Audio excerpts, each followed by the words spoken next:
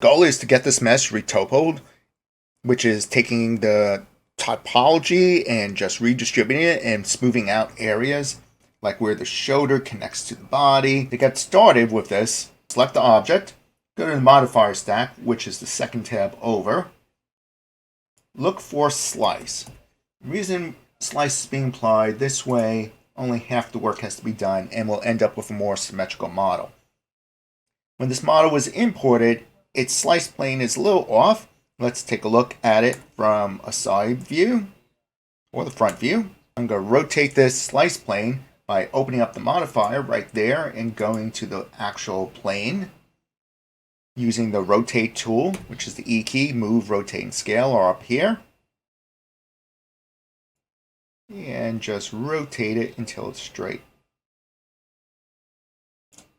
Then moving it, W key. And applying remove top. Now only half the work has to be done when retopology is applied. And that's the next step. Select the retopology modifier. And here you could choose the face count. If you know you're going for high-end sculpting later on, 5,000 is a great place to start.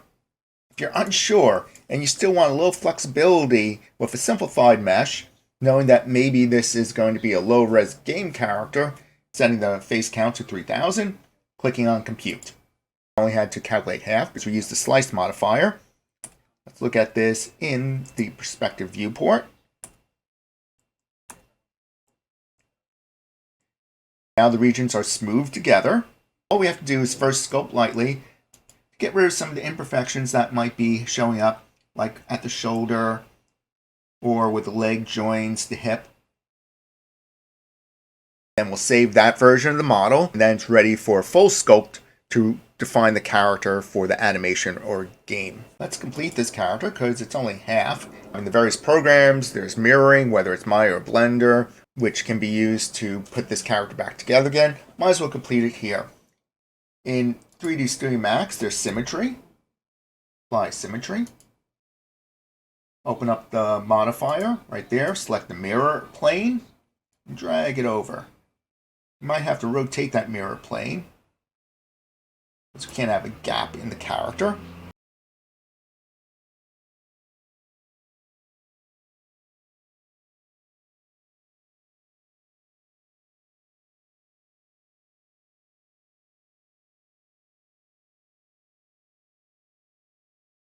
Maybe I need a little more rotation still. Back to mirror. Rotate, E key. Let's try another 0.1. Can export this file directly to FBX. If you think you're done here, I'm just going to collapse all the stacks and now export it. Object is selected, file, export selected, selecting FBX, and I'll call this character blank to G. Click on OK.